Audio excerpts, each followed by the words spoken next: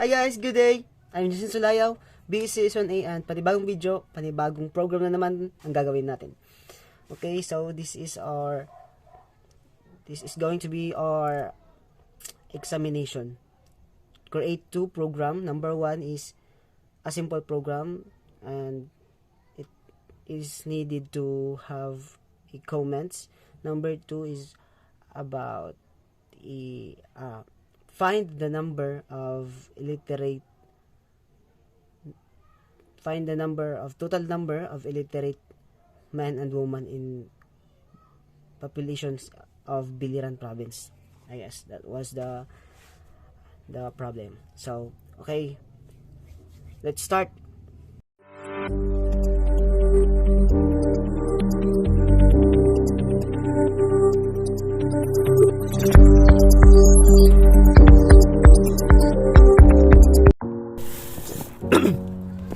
So hello guys, so ito yung number 1 natin. The first task is we are tasked to create a C program and use a comment to identify the 5 basic structures of C programming language. So let's put it here. Okay, let's say create simple program. Okay. So for us to identify the 5 basic structures, we are also tasked to use comments for every line, for every structures that are going to use. Okay. Excuse me. So okay, so the first one I'm going to put here is this. The first one is the comment. Number 1 is comment.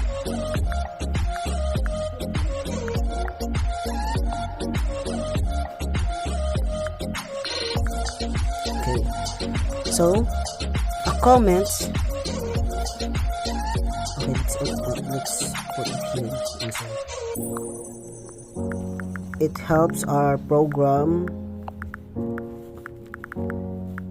to be readable, right?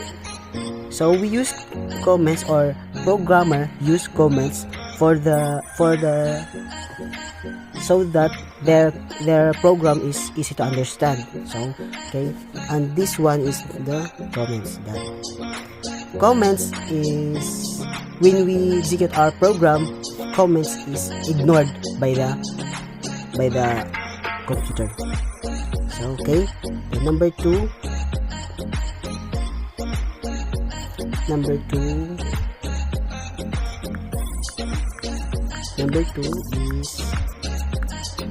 is the header file. Okay, header file or the preprocessor commands. So header file or preprocessor commands. This is our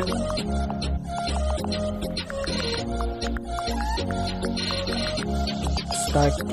So we are going to start our program here by this processor commands or header file. Okay, so okay, this one is our header file of the preprocessor command, the library of one of the library of the C programming language, and this includes H. Okay, then next one is the number 3 is the main function. Okay, the main function is a function in main or void main.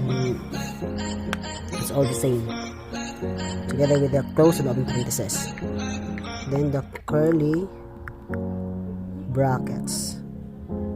Okay, curly brackets, then the variable. So here our program will be going to add and subtract 2 numbers for this to be easy. Okay, so number 4 is the variable.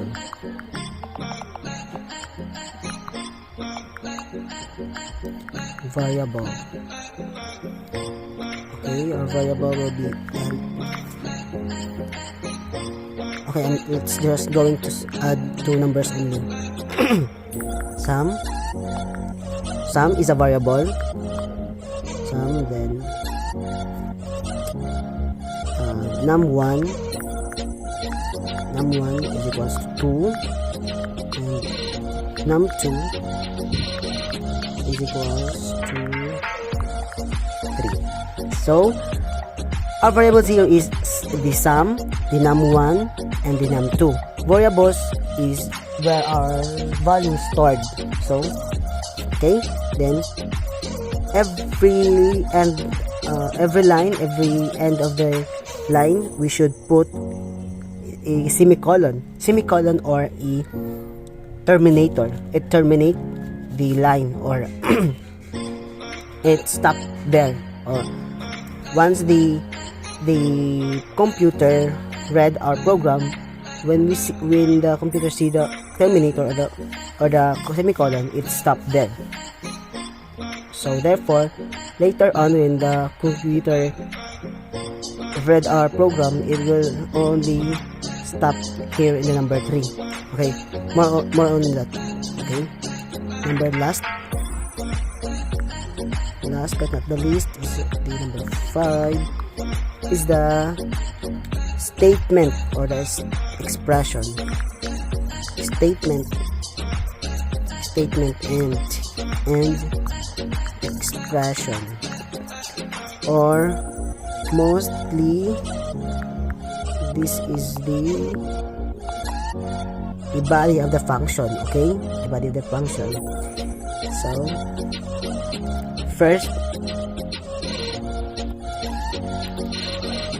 variable, then okay, let's have the, I'm not going to put it here, but before before the statement of the function expression, we have first the formula. Okay, sum equals num1 addition num2, then terminator as usual, and then so there our expression and statement of expressions insert there. Okay, print if add sum equals to %d. Okay, we already talked about this. %d is simplifier. Okay, it's used only for the integers. There are so many in simplifier in C programming. Okay, %d, and then sum. Okay, return 0 is also part of the statement of the and expression, or the body, the main function, or the body of the function. Return 0, it helps to return our value, and then the close. The use of curly braces, this two is the opening and the ending of our program. Okay, so let's try if this is we're going to run. Okay, let's try this first. I hope so.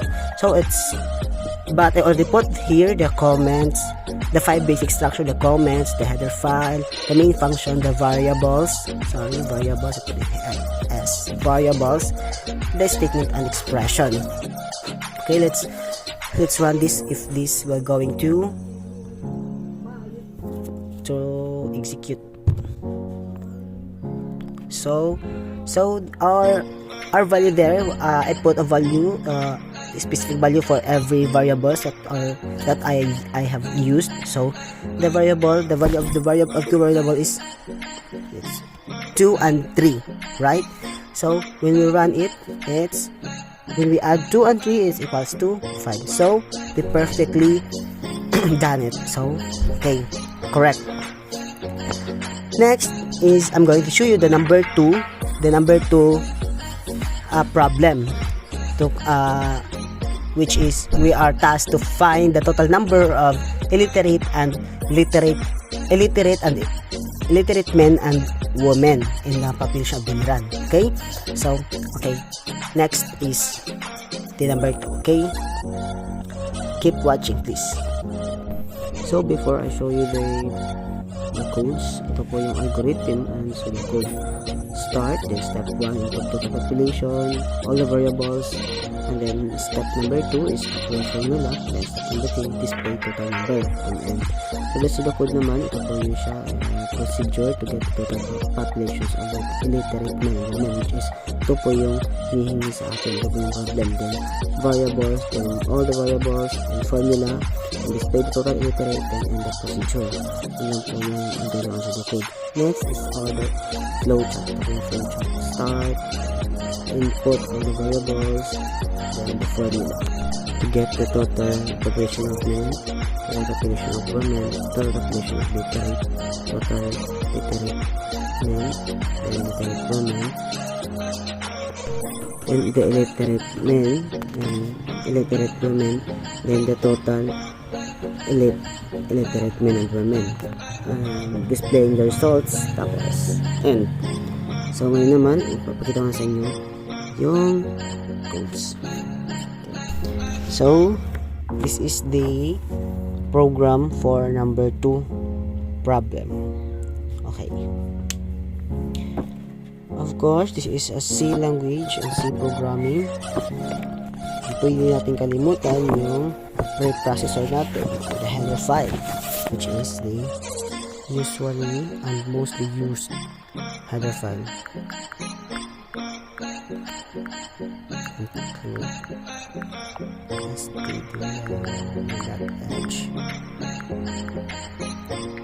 Then of course our main function, int main, close and open parentheses, and the curly braces. Here is all the I'm going to use a data type what we called long, and kaya itong ginamit ko kasi upang maka-hold siya ng mataas pa ng mga integers number, umaabot na ng milyon, ganun. Okay, so yung mga variables natin dito, for the total populations I use only total pop, men, women, of course for the population of men and women, and then the populations for literate is lit pop, and then lit men,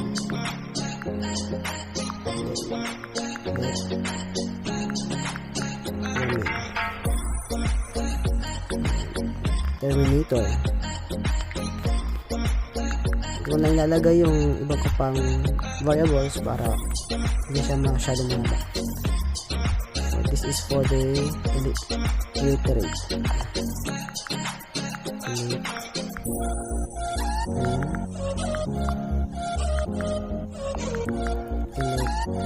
Woman, and the total, of course we need the total, so we need a variables that will hold or store our value.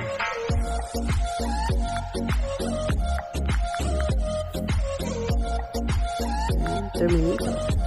Okay, next is the execution. Right, if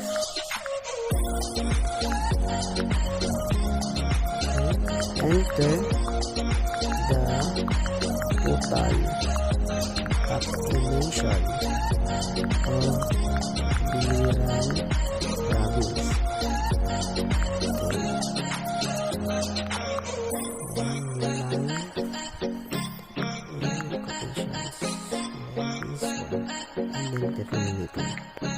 Okay, scan F.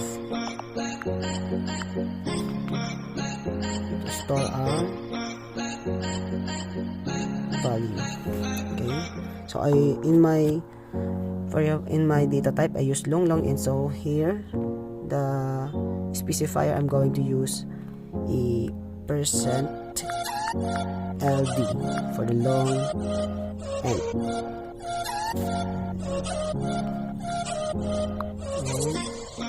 And percent total population. So next, here next is I'm going to put a comment para mas klaro siya. Formula.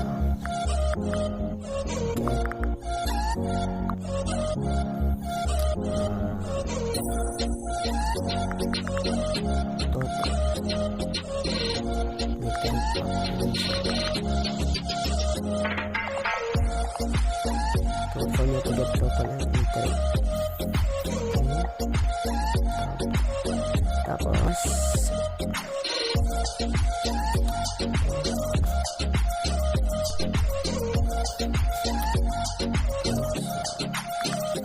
next is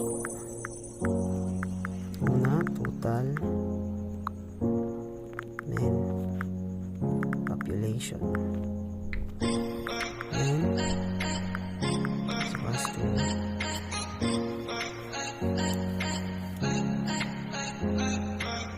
this is given right 54% multiplied by the total population of Biliran population close parentheses and then multiply by 100.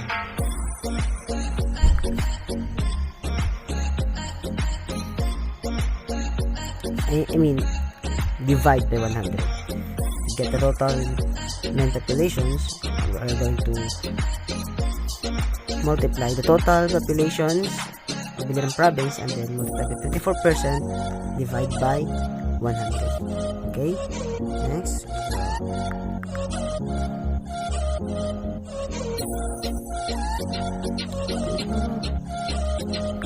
total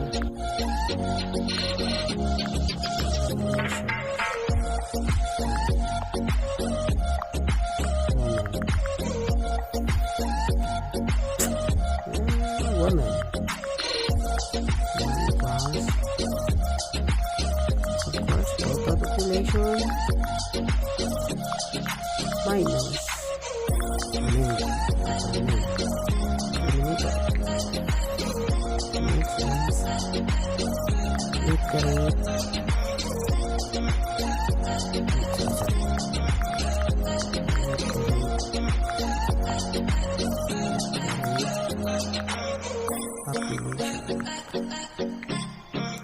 so now given we are that 80%, we said that the 80% is in the population there are 80% literate people in Biliran province. So here I'm going to show the total literate populations. So lit population was excuse me 80% multiplied by the total population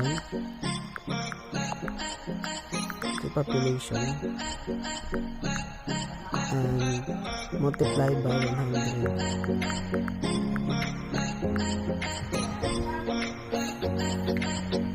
Next is the literate. We're going to task to get also the literate men.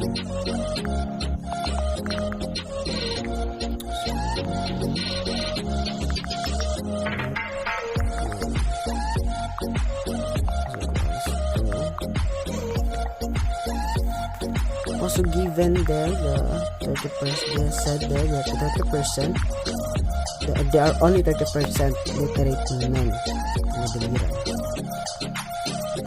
in total from the population. So also going to divide by 100. Okay.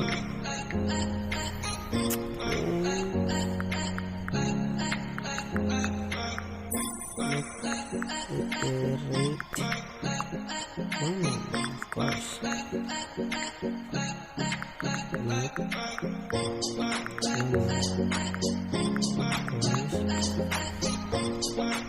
Just going to minus this, subtract this from let population minus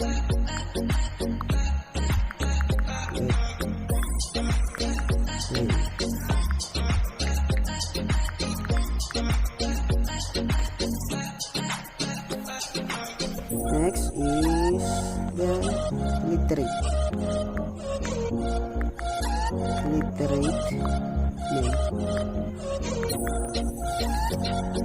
Get the literate name.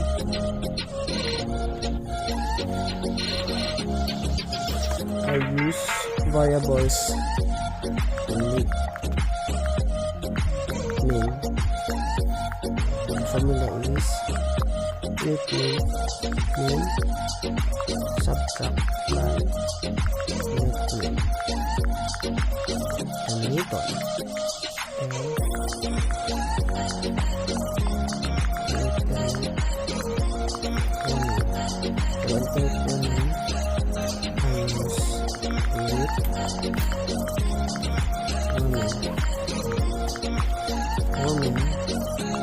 Subtract by let name. Okay. Last but not the least, in our formula is the total number of literate. Total number of literate men and women. So I use total underscore literate. This is for the total literate in the Biliran population. Of course, elite men of course.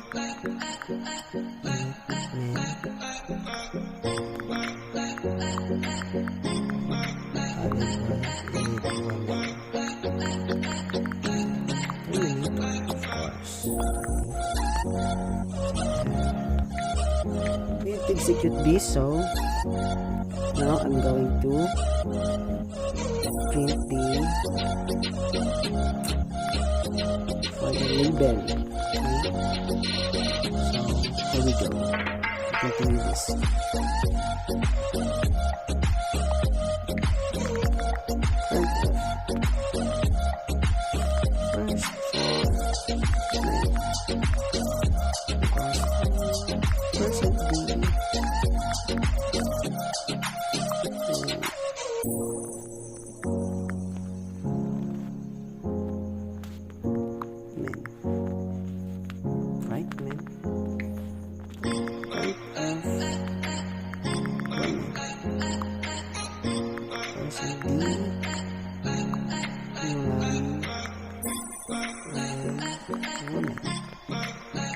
This is for the literate population.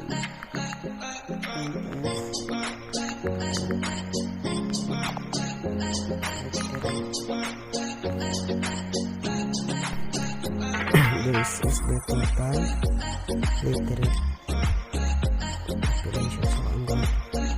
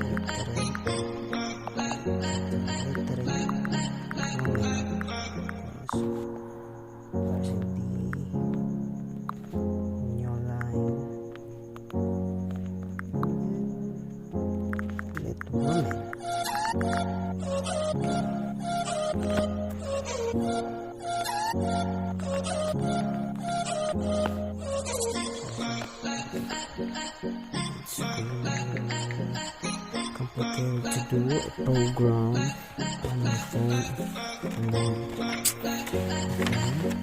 next for the illiterate man.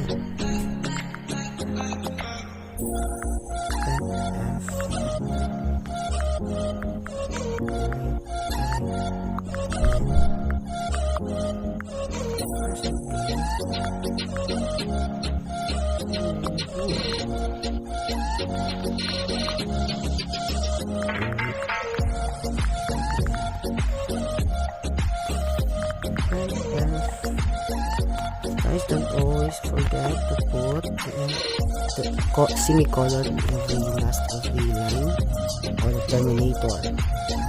That's the stopping point of a program. Next, the illiterate woman.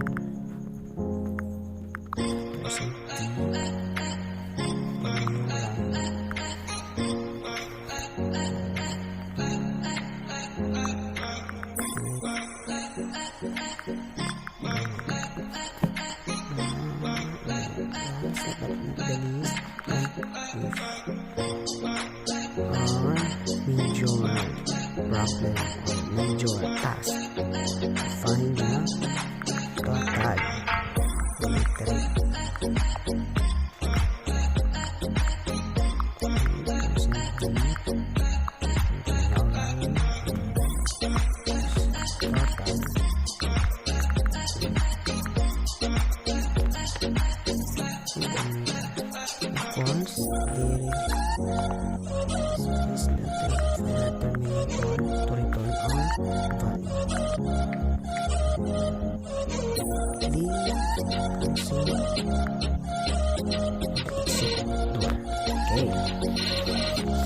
Let's try to run our program.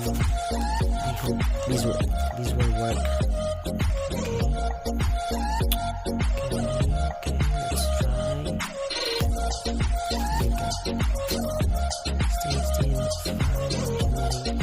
Okay, we forgot to put. Okay, we forgot to put the dot. Run again our program. So there. Okay. I hope this will work. For example, we have total 200. This is only example. 200 populations in the Biliran. So there you go. So the total men, the total women, the total illiterate. Okay. So what about the real total populations of the Biliran? Say 179,312. Okay, maybe this is I already searched this on internet. Okay, let's run this. So there, guess, yeah, it's correct, it's right.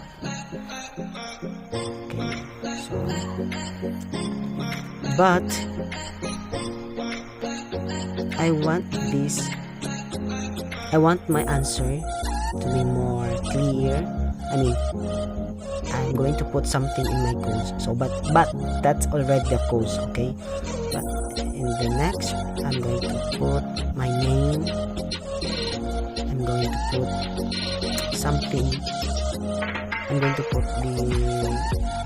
this course name, and then I'm going to label this examination, fundamental programming examination. Okay, so let's see. Let's put it here.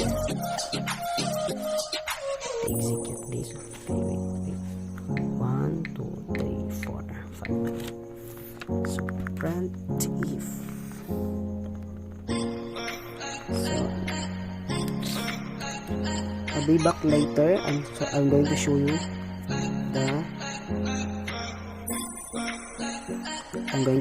the final output. But our code is already, it's executed well.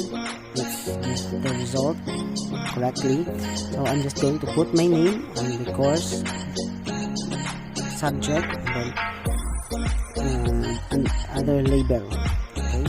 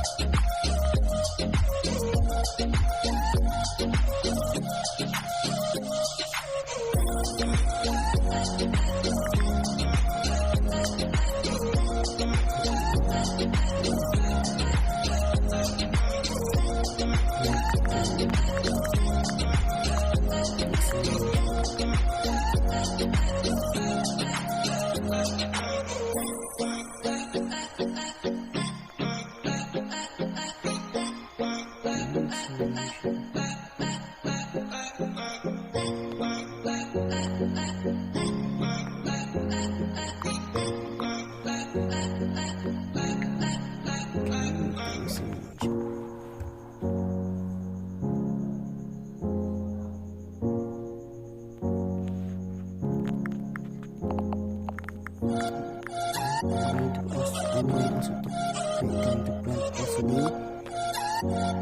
the problem. Wait. To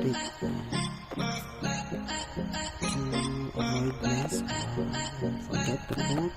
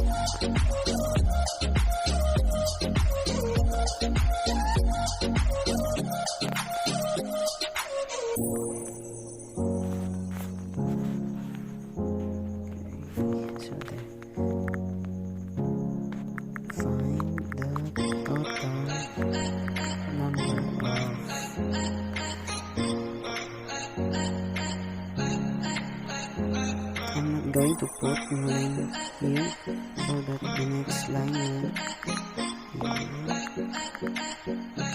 we have to line about statement.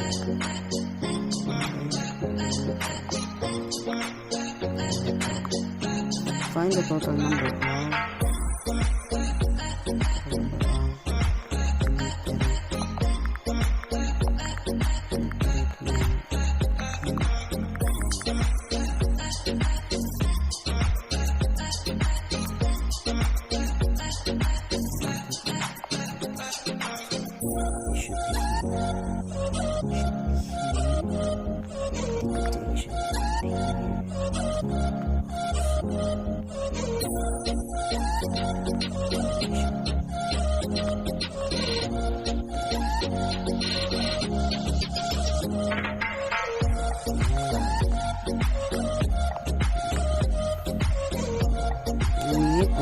show you the result.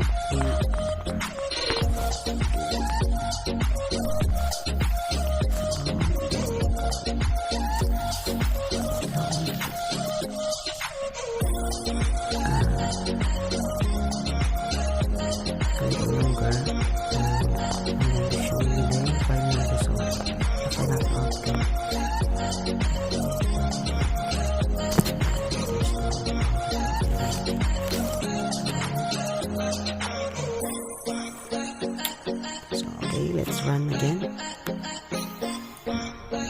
So okay, now let's going to have our sample, the population. Let's see if it's run well. Okay, so I already add here, I already put my name, my section, and I put also the course subject, the course name or the subject name. Okay, so here example we have 100. Okay, let's start with the 100 small population. Okay, example we have 100 population. So 100 population, let us see if how much are the men in, if there are 54%, how much are the men in the population. Okay, let's see. So there, okay, for men, if we have 100 population, we have 54 men in a 54. So 54 men, because it's state there that there are only 54% of men in the population. 54. So for this to be 100, we have to. So we have only subtract 100 minus 54. Okay, we subtracted population minus men for us to get the total population of women, so that we get 46. Okay, 46. And then total population, this total population is for the literate population. Okay, total literate population is 80 because we have 80%, right? And in 100 if we have 80%, it should be 80. Okay, then it's indicated there also that there are only 30% of literate men. So there, for us to get the literate men, okay, we multiply population, total population, which is the 100, multiplied by 0.3 or 30% and divided it by 100, so that we get 30. Okay, so because we all know that the total literate population is 80%, and we already have the men. So for us to get or identify how much is the literate women in the population, we are going to subtract 80% or 80 minus 30, so that we get this 50 for the women. Okay, 50%. It's a big population already. A large, sorry. Then the illiterate men, for us to get this, we subtracted men minus literate men. So 54 minus 30, we get 24. And for the women, we also subtracted women minus literate women, so that we get -4, because it's already we already have 50% from the population for the women, so that for the literate women, so we don't have illiterate, because it's indicated that the 50% of literate women and the 80% population. And the total for the total literate is 20. So for us to be sure, we're going to add 80% and 20%, so that we get 100. Okay, so now let's also try the real population of Biliran province. If we have 179,312 population in Biliran. Okay, Let's run this. There. So you can see fundamental of programming, midterm examination, then find the total number of illiterate men and women. This is our task. Okay, and here's my number. I mean my name, my surname, and then the school and section. Then these are the results. So that's all. Thank you for watching. I hope you learn.